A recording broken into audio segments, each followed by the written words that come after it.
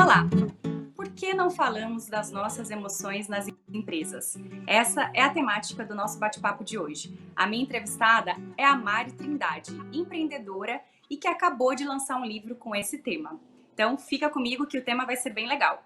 Eu sou a Lígia Bernardes e se você ainda não se inscreveu no canal, se inscreve, deixa aqui seu like, seus comentários.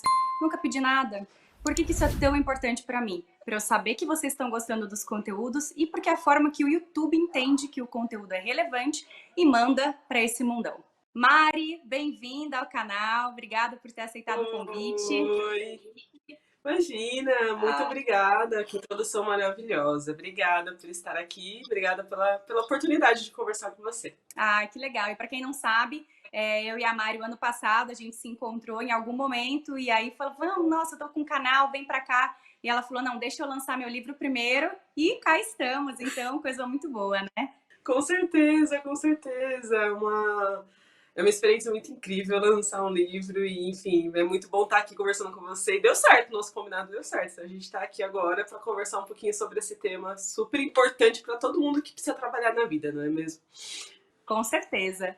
E Mari, para a gente começar, um pouquinho antes da gente entrar na discussão do livro, da temática, fala para o pessoal um pouquinho da sua trajetória, porque você é uma empreendedora, né? Está há 7 anos, né, ou mais aí empreendendo, e tudo isso fez parte da sua trajetória para chegar no livro. Então conta pra gente quem que é a Mari nesse sentido. Claro, com o maior prazer. Bom, em primeiro lugar, eu sou uma mulher exploradora, né? Então, acho que antes de empreendedora, eu sou exploradora. Eu gosto de descobrir coisas, de trilhar caminhos novos, de testar coisas novas. Estou contando um pouquinho da minha história, porque que culminou nesse livro, né? Eu sou extremamente incomodada. Eu sempre fui muito incomodada e muito questionadora. A garota dos porquês desde muito pequenininha. Então sempre era tudo por quê? Mas por que que é assim? Mas por que que o mundo é assim? Mas por que que as pessoas trabalham desse jeito? Mas por quê? Por quê? Por quê? Por quê? E esse porquê, felizmente, meu lado criança que tem esse porquê nunca morreu. Ele continuou muito forte dentro de mim, porque a criança é cheia dos porquês, né? E graças a esses porquês eu decidi empreender pela primeira vez, há mais de 7 anos atrás. Meu primeiro negócio, e de lá para cá eu já estou entrando agora no meu terceiro negócio, né? E foi muito interessante porque a tomada de decisão para ter o meu primeiro negócio foi: quero contribuir para que as pessoas sejam cada vez mais elas mesmas, na vida e no trabalho, né? Desde o primeiro negócio isso já veio muito forte para mim. Mesmo trabalhando em outras empresas antes, tive a oportunidade de trabalhar no Brasil, no Chile, no Peru, em empresas de vários segmentos, trabalhei com consultoria, enfim, trabalhei com inovação, fiz muitos processos aí antes de chegar a ser empreendedora. E eu lembro claramente que, ainda morando no Chile, antes de vir para o Brasil e antes de decidir empreender, foi quando caiu a minha ficha da importância de desenvolvimento de pessoas e da importância de olhar para os indivíduos não como números, mas sim como seres humanos que têm sentimentos, emoções, e foi aí que eu comecei todo esse processo. E começando na minha primeira empresa, eu percebi que o maior problema estava na educação, né? Porque nós aprendemos na escola que precisamos ir bem em todas as matérias, que precisamos tirar 10 em todas as notas e em todas as disciplinas que a gente tem, então matemática, português, história, geografia. Se a gente tira 5, 0, nós somos super mal vistos.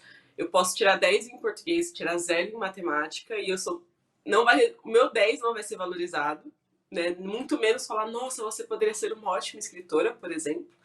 E o meu 0 em matemática vai ser muito visto e muito criticado, né?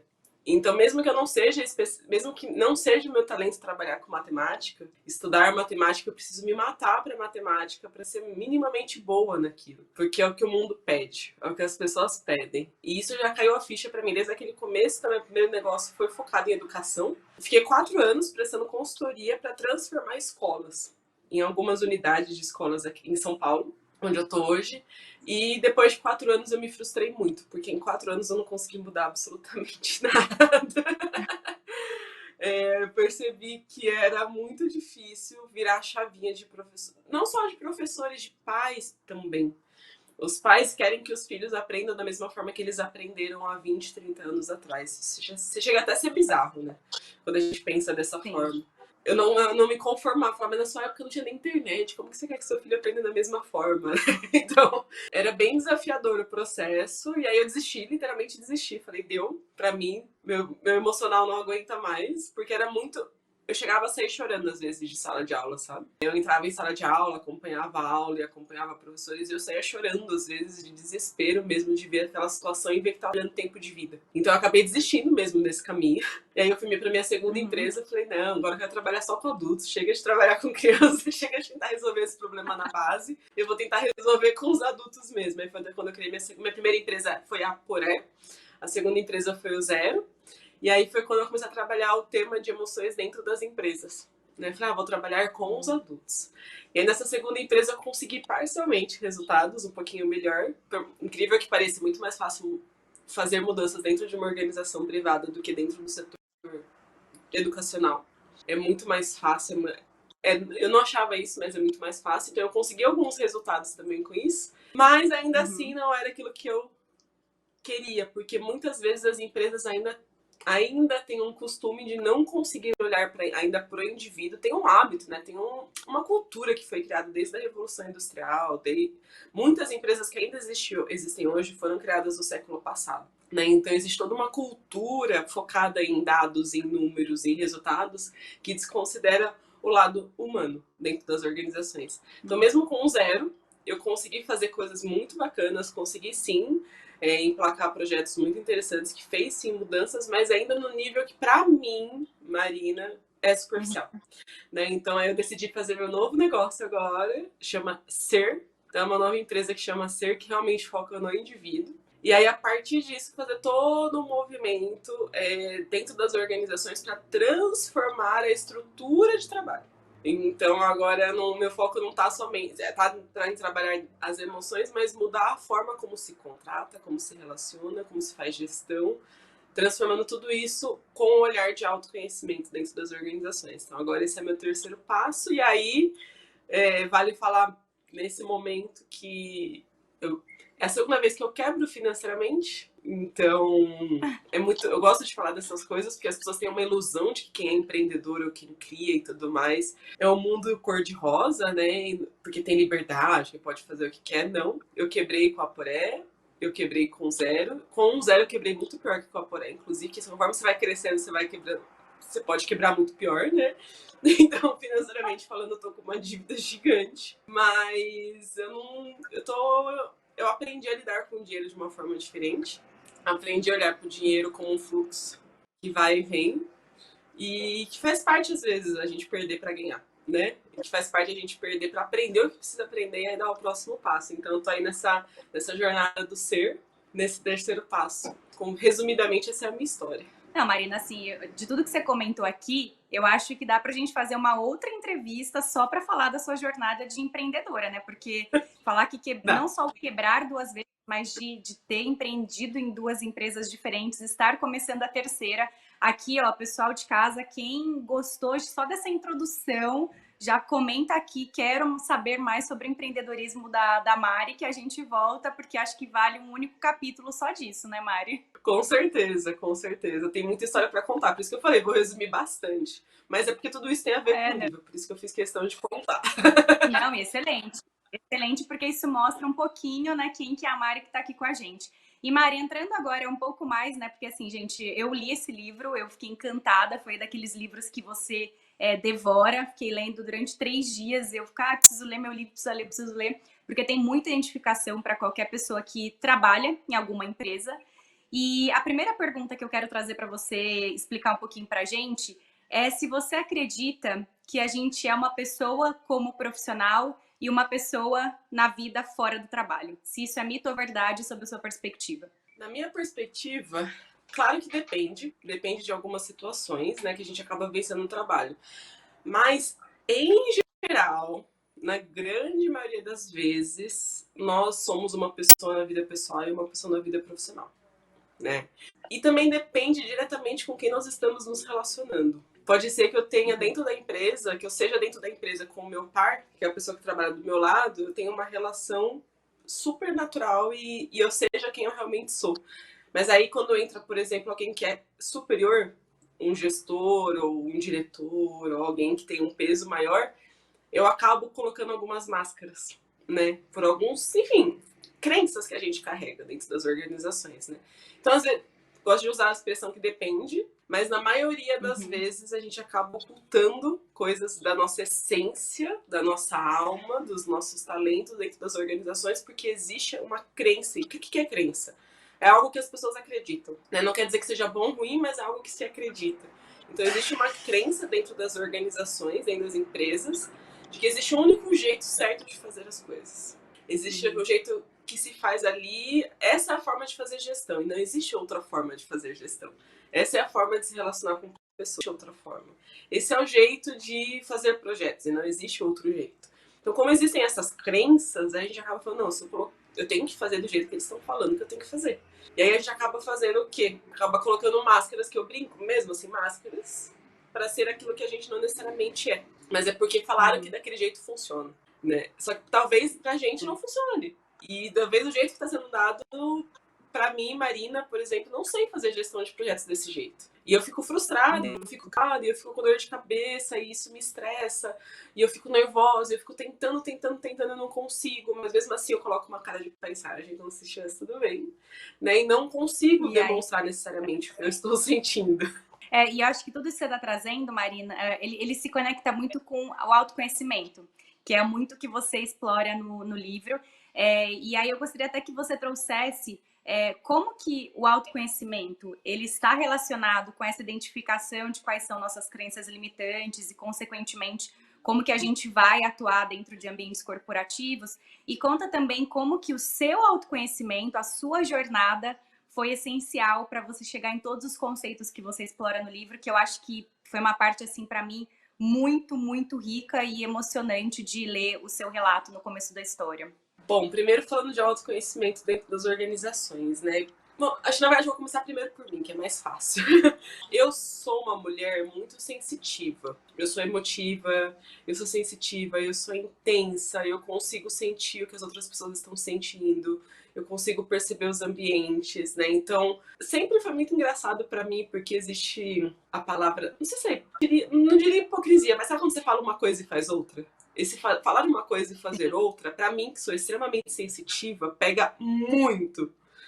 Porque eu sei que a pessoa não quer falar aquilo, ou que ela não tá sentindo aquilo, mas ela tá falando aquilo ou fazendo aquilo. E aí eu fui ficando doente ao longo desse processo, porque eu olhava, gente, mas por que as pessoas estão falando uma coisa e estão sentindo outra, sabe? E eu não sabia que isso era um dom que eu tinha, e que eu não sou a única, tem milhares de pessoas que têm esse dom, que às vezes talvez nunca tenham parado para perceber que tem esse dom, e que agora me ouvindo falar vai perceber que tem esse dom também, que percebe isso e que sente isso. E aí, por muito tempo, eu fui adoecendo, porque eu falei, nossa, eu não posso ser necessariamente eu mesma, né? Tem que ser outra coisa. Então, isso vem desde a educação básica, desde a escola, eu fui CDF, eu fui cabeção, né? Que é o que se chama dentro das escolas, mas porque eu tinha que ser. Me falaram que eu tinha que ser.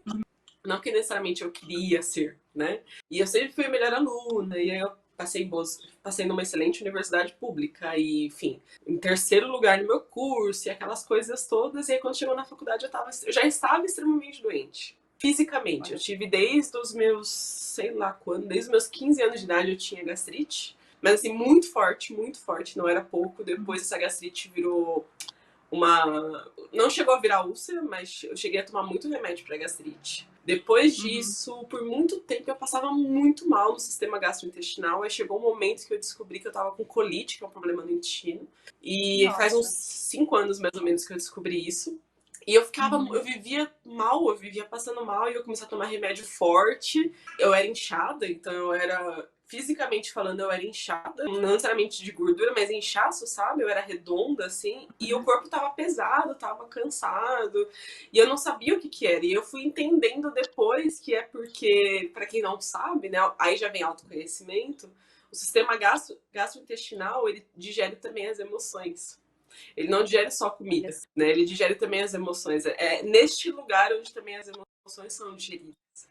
E eu tinha muita emoção que eu não digeria, né? Porque eu não podia falar o que eu sentia. Eu fui taxada muitas vezes pelas pessoas que conviviam comigo. Obviamente que Nunca foi com más intenções, mas porque as pessoas acabam expressando o que sentem. Que eu era muito dramática, que tudo que falava pra mim me fazia mal, e que tudo que eu comia me fazia mal. E eu achava que eu era um problema mesmo, assim. Por muito tempo eu achei que eu era um problema. Até eu chegar em profissionais e fazer tratamentos, assim, que falaram, não, mas você não é o problema. Sabe? Você sim pode ter os seus desafios, mas você não é um problema. E começar a entender, e aí fazer vários processos. Então, o que eu fui fazendo nos últimos 10 anos foi me permitir me conhecer para entender por que eu sofria tanto e por que tinha tanta dor dentro de mim e acabava culminando em doenças, né? E gerava doença dentro do meu corpo. Então eu fiz terapia, eu fiz tratamento com a medicina Ayurveda, que é uma medicina indiana, que foi o que transformou a minha vida. Eu renasci com a medicina indiana. Na época eu achei que eu ia morrer, inclusive. Eu sentia, até arroz me fazia mal. Quando eu até arroz que eu comia me fazia mal. Então, na época, eu achei que eu ia morrer. A medicina me naturalmente, assim, em todos os sentidos, sabe? Além de terapia tradicional, eu fiz várias terapias holísticas. Então, fiz constelação familiar, e aí fiz Theta Healing, fiz muitas coisas. Comecei a trabalhar com limpezas energéticas, e, enfim, fiz todo um processo de entendimento profundo de quem eu era, estudando por conta própria também, fazendo vários exercícios de cura da minha infância e da minha adolescência, para ir chegando neste ponto de autoconhecimento, entendendo quem eu era, entendendo meu papel na sociedade e no mundo. E aí onde conecta com empresas, né? Porque eu falei, gente, a gente não se conhece, né? A gente não para olhar para dentro da gente, né? Você entra no automático, vai vivendo e não se ouve, não se entende, não se enxerga, né? E é tão maluco isso, porque depois que eu percebi isso, eu falei, gente, como a gente não se ouve mesmo, como a gente não para se olhar, porque todo o sistema educacional universitário e o mercado de trabalho, o foco é externo, é o outro, né? É lá fora, eu tenho que olhar para os meus concorrentes, eu tenho que olhar pro mercado, seja concorrente de produto ou de vaga mesmo, né? Eu tenho que ser melhor que aquele candidato. Tô sempre olhando para fora, me comparando para fora e não olhando para dentro, né? E aí foi quando eu comecei a perceber o quanto que nós estamos doentes como sociedade. E um dado que me chama muita atenção, que eu coloco no livro, inclusive, é que o Brasil, por exemplo, é o país mais ansioso do mundo, pela Organização Mundial da Saúde. Quando eu vi esse dado pela primeira vez ano passado, eu até chorei, sabe? Assim, porque eu falei, gente, como que é o país da festa, né? Da celebração, da alegria, porque eu já morei em outros países. Eu já morei no Chile, eu já morei no Peru, eu conheço muitos países e a gente tem uma alegria natural e uma energia natural que eu falei, gente, como que a gente pode ser ao mesmo tempo o país mais ansioso do mundo, né? E aí você vai ver os dados, em 2017, 1 bilhão de pessoas teve algum tipo de doença mental. Nós somos 7 bilhões de pessoas no mundo, né? 1 bilhão de pessoas é muita gente. Seja uma depressão, seja uma ansiedade, ou que acaba indo pro vício, porque o vício, droga, cigarro, é pra lidar com o que você tá sentindo que você não sabe como, né? Ou até mesmo vício em remédio, porque eu era viciada em remédio, né? Eu tomava remédio pro intestino pra não sentir dor. Né? Então, o dia que eu tomei a decisão de falar, não vou tomar mais remédio, eu senti dor, assim, muito forte por uns 3 a 6 meses, sabe? E doía, e eu chorava, e eu tava fazendo tratamento, e eu chorava muito, assim, eu falava pra pessoa que me atendia, né, que fazia massagem pra mim, ela falava, nossa, mas tá doendo demais. Ela falou, claro, mas seu corpo tá desacostumando, né? Tá desacostumando que você ficou viciado em remédio, então vai doer. E só te interrompendo, todos esses dados que você está trazendo para a gente ainda eram antes da pandemia, né? Que acentuou ainda mais todos esses dados, seja de ansiedade, seja de distúrbios mentais, que a gente tem visto também sendo noticiado, né? Exatamente, isso foi antes da pandemia. E eu comecei a ver algumas notícias. A pandemia veio para escancarar tudo, na verdade, né? Ela veio para trazer a luz para onde ninguém estava olhando. Eu brinco que ela veio para tirar a poeira de baixo do tapete. Não é que não se estava olhando, obviamente, psicólogos, muita gente começou a buscar mais psicólogo, muita gente começou a buscar mais autoconhecimento nos últimos anos, né? Mas as organizações não estavam olhando para isso. As empresas não estavam olhando para isso, né? E aí veio a pandemia e aí não teve opção. Não teve escolha. E eu escutei muita gente falando, não, com a pandemia as pessoas estão mais ansiosas. Eu falo, não, gente, desculpa. Vocês já estavam ansiosas bem antes.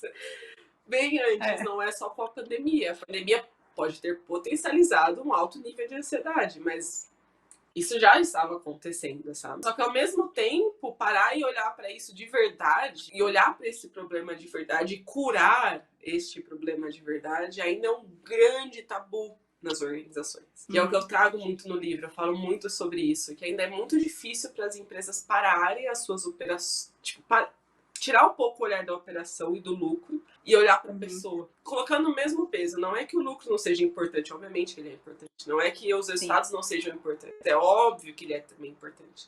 Mas as pessoas são tão importantes quanto, então colocar os dois no mesmo patamar, sabe? E não só de um lado. E não olhar só de um lado. Então, para mim, conectando com empresas, né, eu acredito fortemente que as empresas precisam ter programas de autoconhecimento dentro das organizações. Assim, mesmo ter programas que apoiem as pessoas a se conhecerem mais.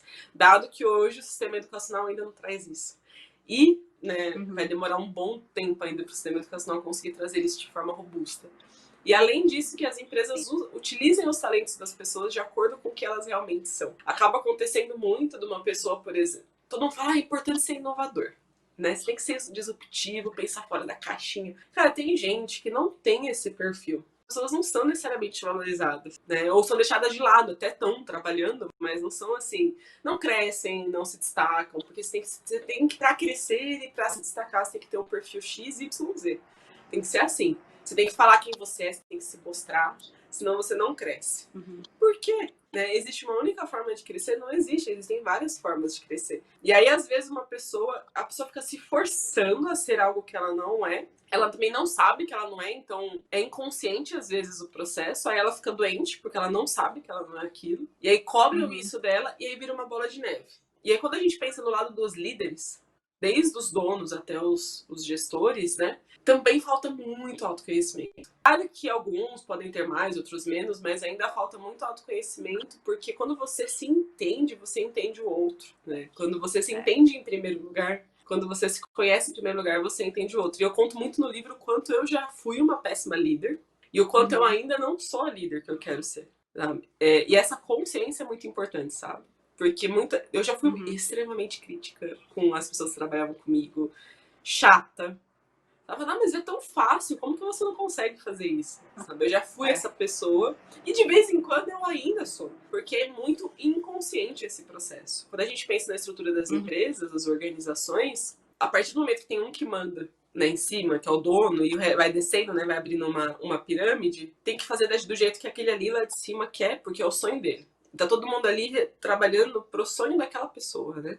Eu já acho que esse modelo não vai existir daqui a 30 anos. Eu já acho que esse modelo de hierarquização vai morrer. Eu não acho que vai existir mais. Porque a partir do momento que todo mundo se conhece e é de dentro pra fora, eu posso prestar serviço para que essa pessoa realize o sonho dela, mas eu vou realizar o meu também, em paralelo. Ah, perfeito. Né? E eu não vai ter tanta hierarquização. Não vai fazer sentido mais essa hierarquização. Porque a partir do momento que a gente começa a colocar pra fora aquilo que a gente é, eu não necessariamente eu vou concordar com tudo que vem de cima. Pensando em quem tem poder e controle, pensando em donos de grupos de empresas, em milionários, em governos, né? Autoconhecimento para eles não é bom. Porque a gente começa a tirar o poder deles, né? Começa a tirar o poder que eles possuem nesse processo. Poder e o monopólio, né? De ganhar muito dinheiro. Então você começa a distribuir melhor a renda. Porque as pessoas, quando elas começam a se conhecer, vem mais autoestima, vem mais autoconfiança, acreditando na capacidade dela e não vai aceitar viver em modelos, entre aspas, que eu brinco muito no livro, né? Que eu falo muito de modelos de escravidão, né? Onde a gente ainda é escravizado. A gente pode... A única diferença é que a gente ganha pela hora que a gente trabalha. Mas ainda tem aquele... Não, mas você tem que fazer isso nesse horário. Você tem que entregar nesse horário. Você precisa trabalhar das 8 às 6.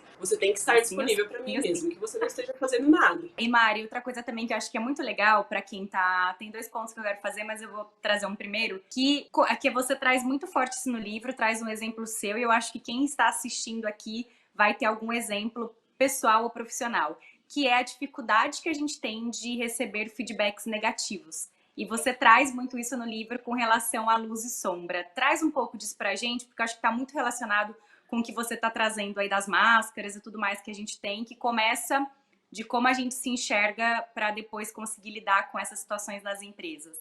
Esse ponto é um ponto muito interessante, né? Porque feedback é alguém falar pra você o que ela sente em relação a você, né? Dar um feedback é falar pra você, Marina, eu gosto disso em você, mas eu não gosto disso em você, né? Ou vice-versa, eu chegar pra alguma pessoa, porque o ponto o ponto não está só em não saber receber feedback, mas também está em não saber dar feedback. É dos dois lados. É tanto receber como dar. E eu falo muito sobre esse ponto, porque acontece muito, é muito comum que quando vou dar um exemplo, tá? Vou imaginar que eu recebi um feedback e eu não me conheço. eu não sei das minhas capacidades, eu não tenho um alto nível de conhecimento. Normalmente, o que um feedback negativo, porque o positivo não, o positivo enche o ego, né? Mas o que o negativo faz? Se eu não me conheço, se eu não sei das minhas capacidades, se eu não tenho amor próprio, se eu não tenho autoestima, se eu não me trabalho para saber quem eu sou, ou se eu não olho para esse feedback como uma oportunidade de aprendizado, o que acontece? Eu acho que eu sou a péssima profissional do mundo. Eu me sinto uma bosta. Eu fico depressiva. É como se eu desmonto com a opinião de um ser humano sobre mim. Por quê? Porque aí tá o maior. Aí foi um ponto. Eu já desmontei muitas vezes ao longo da vida, né? Cada ano eu desmonto menos. Mas eu já desmontei muitas vezes ao longo da vida, né? E o que eu sinto? Que o ponto está principalmente porque quando a gente fala de autoconhecimento, a gente está falando de se conhecer por completo, a luz e a sombra. Todo mundo tem. E esse é um ponto, tipo, ninguém aqui é anjinho. Ninguém que tá nesse lugar sendo anjinho, senão a gente não estaria aqui. Todo mundo aqui para aprender. Ninguém é anjinho aqui, só tem coisas boas. Eu escuto muitas vezes falando, não, mas eu não tenho inveja. Eu falo, gente, me desculpa, fulano, você tem inveja. Todo mundo tem. Todo mundo tem. Pode ser em níveis diferentes, mas todo mundo tem inveja. Seja porque viu uma criança linda, fala, nossa, que criança linda, e já fala com um tom de inveja, né? Seja porque realmente olha pra alguém e fala, nossa, olha o que essa pessoa tem, eu não tenho ainda, né? Então todo mundo tem a sua sombra. Só que a gente não aprende a conhecer essa sombra e nem a amar essa sombra. Hoje eu consigo virar e falar, eu tenho inveja, eu tenho ódio, eu sinto raiva. E eu sinto mesmo, e quando eu tô sentindo eu falo, eu estou com raiva. E eu ponho pra fora, às vezes de forma não saudável, às vezes de forma saudável, porque conforme você vai se conhecendo, você vai aprendendo também a gerenciar a forma como você expressa suas emoções. Quanto menos a gente se conhece, mais agressivos nós somos, tanto no extremo como no outro, né? Eu já fui muito mais agressiva, mas ainda sou em algumas situações. E aí quando alguém fala pra você uma coisa que você não é bom, você não aceita. Então o ego vai pra o ego fala assim, não, você precisa comprovar que você não tem isso. Ou senão você mesmo não aceitando, você fala, poxa, você sente tão mal que você acaba desmontando e usa isso como referência pro resto da sua vida, né? Acaba usando sem perceber, sem perceber. E nunca aprendemos a olhar pra nossa sombra. E falar da sombra é ruim, né? Desde a família até a empresa, o líder chegar pra gente e falar assim, hoje eu não estou bem, é mal visto. Aconteceu no passado na minha empresa, foi uma situação que eu quase dei risada, mas eu quase chorei, assim. Porque eu tava em crise e eu avisei a equipe que eu tava em crise existencial, de propósito. E eu avisei todo mundo. Falei, cara, não tô bem. Não sei quando eu vou passar a minha crise. Quando passar, eu aviso vocês, mas eu preciso de um tempo. Não vem falar comigo de nada. Não vem me pedir opinião. Porque eu vou ser grossa. Eu vou ser dura e eu vou machucar. E me dá um tempo. Sendo uma das donas da empresa, né? Eu cheguei a abrir pra todo mundo. E eu ouvi de uma das gestoras, ela chegou pra mim e falou, mas ainda você não tem o direito de ficar assim. Olha. E eu falei, oi? Como assim? Não, você é líder, as pessoas estão esperando você pra fazer as coisas. As pessoas estão esperando você se mover pra fazer as coisas. Eu falo, tá, mas eu não sou uma mãe de ninguém. Eu não sou babá de ninguém. Como assim as pessoas estão esperando de mim? Eu mereço e eu tenho direito a estar mal. Não, você precisa direcionar. E virou uma discussão mesmo esse ponto, sabe? Então, falar da sombra é mal visto. Imagina se um presidente de um país ou se um presidente de uma empresa chega e fala que não sabe pra onde está indo. Ele vai ser extremamente criticado, porque não existe um espaço para vulnerabilidade, né? E para falar dessas sombras, eu amo a minha sombra, não tem problema. Ela existe, como que eu vou ignorar ela dentro de mim, sabe? Ela faz parte de mim, da mesma forma que existe o dia e a noite, né? O positivo, o polo positivo, o polo negativo, a chuva e o sol. Sempre tem os dois lados, porque esse lugar que a gente tá, esse universo que a gente tá, ele é dual. O planeta Terra é dual. Então existe sempre a dualidade. Nós somos parte disso, então a gente também é dual. A gente também tem a dualidade. Então, esse é um ponto que falta muito quando eu olho em processos seletivos, ou quando eu vejo vagas de trabalho, ou quando eu vejo comerciais ou propagandas, ou qualquer coisa do gênero. Não são duais. Elas são sempre de um lado só. Essa é a melhor empresa para trabalhar. Venha trabalhar com a gente. Você, nossa, aqui é tudo maravilhoso. Aí a pessoa chega e fala, oi. Aí fala, não, eu dei um problema, né? Porque essa é a melhor empresa para trabalhar do mundo. Tá todo mundo falando que é a melhor empresa. Eu chego aqui e não acho isso. Eu tenho um problema. Não é o resto. Entendeu? Exato. Não, realmente. E Mari, outra coisa que eu acho que é muito legal também, que eu vi você falando no lançamento do livro, e que está muito conectado com o tema do autoconhecimento, né? Que é a inteligência emocional. Que nada mais é que o gerenciamento da emoção, e não que você não sente emoção, porque eu acho que também, para quem não tá muito por dentro desse processo, dessa jornada, às vezes imagina que ter autoconhecimento, que falar de inteligência emocional, como você mesma disse, né, na sua expressão, não é ser um Buda encarnado, né? Você continua passando por situações difíceis, vai ter seus momentos de baixa. A diferença é que você fica um pouco menos de tempo ali, porque você conseguiu identificar mais rapidamente por onde você está passando, né? Eu achei sensacional essa frase que você trouxe. Essa frase é uma pessoa que trabalhou comigo, a Andressa, que ela criou. Ela trouxe essa frase no passado, eu uso sempre. Eu falo, Adri, eu vou usar sempre essa frase, que é muito maravilhosa. A gente fez, inclusive, no Zero uma newsletter, o tema era esse, do título, assim. Você não precisa ser um Buda encarnado, sabe? É desmistificar essa positividade tóxica, né? Porque às vezes assim, não, você tem que estar positiva, né? Você tem que olhar tudo como aprendizado e que tá tudo bem. Cara, sim, tudo é aprendizado, mas tem momento que você tá mal pra caramba. E tá tudo bem estar mal pra caramba. Tá tudo bem ficar depressivo, porque depressão é um estado. Ansiedade é um estado, né? Então eu tenho estados depressivos e ansiosos periodicamente. Não é uma coisa que eu não tenha também. A diferença é que hoje eu tenho a consciência quando eu estou nesse estado. Então eu falo assim, poxa, estou depressiva, estou triste. E me permite chorar, e me permito passar pelo processo, e me permito falar dele. Se eu precisar de ajuda, se eu não conseguir sair dele sozinha, eu peço ajuda, né, para profissionais. Eu tenho uma rede de apoio de profissionais de vários tipos, então eu sempre tenho alguém para acionar se eu preciso. Porque nem tudo a gente tem que resolver sozinho também. E não tem que ser com amigos, nem com família, pode ser com profissionais. E tá tudo bem passar por processo, sabe? Pra mim, o que eu percebo muito é justamente esse desafio. Se eu chegar numa empresa e falar, estou numa semana depressiva porque aconteceu XYZ, morreu alguém, ou porque eu me separei. Eu me separei, nossa, tá horrível, eu preciso de um tempo. Eu vou ser mal vista. Nossa, você é fraca. Aí vira aquela coisa, você é fraca, você não é forte. Mesmo que a pessoa não expresse isso com palavras, é essa percepção que as pessoas têm. Então, eu tenho uma frase que eu gosto bastante também, que nós precisamos como elas reagem, a forma como elas reagem pra você, né? Então, tem uma expressão que eu gosto também bastante, que é chegou a hora de desmistificar que não falar dos nossos sentimentos é força. E que não expressar os nossos sentimentos é força, porque isso é muito da cultura masculina, né? O masculino tem isso muito forte, e as empresas são constituídas na estrutura masculina. Resultados, números, dados, é muito da energia masculina. E esse do sentir, do expressar, é da energia feminina. E a gente tem um desequilíbrio muito grande dentro das organizações nesse ponto.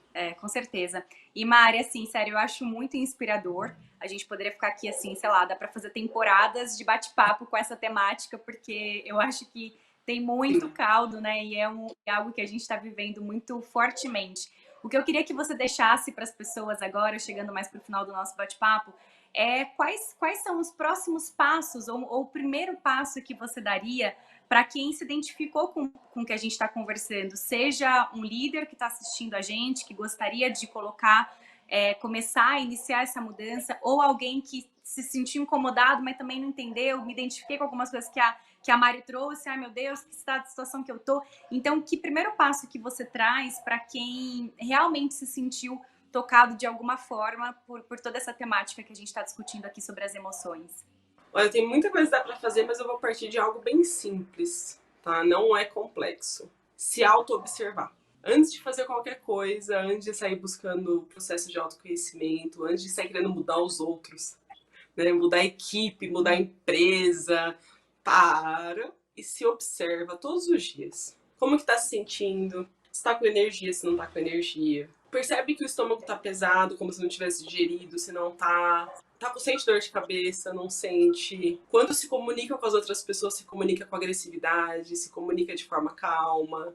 Se observar por alguns dias e se conhecer. O primeiro ponto é olhar para dentro da gente, né? Antes de olhar para fora. Então, assim, acho que pra mim, na minha visão, acho que essa é uma dica ótima, porque não precisa gastar dinheiro com isso. Essa auto-observação. A meditação é uma ferramenta que ajuda muito na auto-observação. Então, existem yoga, enfim, existem muitos métodos que dá para fazer, mas a meditação, que é parar e respirar, ajuda nessa auto-observação. A partir daí, dá para começar a fazer movimentos. Porque aí você começa a se olhar, se enxergar e falar, poxa, por exemplo, um líder, eu tô sendo sempre muito duro com a minha equipe. Por que será? Ou duro. Aí eu paro e percebo, pá, eu sou duro com a equipe porque eu tô sendo muito duro comigo mesmo, todos os dias. Porque eu tô me cobrando demais. Porque a minha régua é muito alta comigo mesmo. Então, consequentemente, eu faço isso com a equipe também. Aí você vai fazendo esse processo de mudança, porque você para e olha primeiro pra você. Se entende, e aí você vai buscar ajuda. Dependendo do existem muitas formas de conseguir ajuda, muitas formas. Desde a astrologia, dá pra fazer mapa astral e descobrir quais são os seus talentos mais profundos e quem você é, até terapia tradicional mesmo. Psiquiatras e tudo mais. Tem uma gama gigante de coisas que dá pra fazer. E, inclusive, no ser, a gente vai desenvolver esse mapa de autoconhecimento com todas essas opções e com todos esses processos, porque não existe certo e errado. Tem opções que são milenares, como a medicina Ayurveda, por exemplo, que é a medicina oriental, né, da Índia. É a medicina mais antiga da história da humanidade e que olha o ser como um todo, não somente através da doença, que é o que a medicina ocidental faz, que não é que seja ruim, porque nós precisamos também curar as doenças quando elas já viraram doenças, mas a medicina Ayurveda, ela olha o indivíduo como um todo, corpo, mente e espírito. Então ela olha o conjunto. E ela trata o indivíduo como um todo, e não a doença em específico, né? Então existem coisas milenares e coisas super recentes, como coaching, por exemplo, e outras coisas mais recentes ainda, que todas elas são importantes. Todas essas opções e possibilidades são importantes, sabe? Então acho que o primeiro ponto é a autoobservação. Parar e olhar para dentro de si, ver como que você está se sentindo. Ai, ótima dica. Ai, gente, sério, esse tema para mim, e aí trazendo o meu relato, né? Eu tenho tentado também desenvolver muito autoconhecimento, que para mim é uma jornada assim eterna, porque enquanto estamos vivendo, estamos nos observando, estamos reagindo.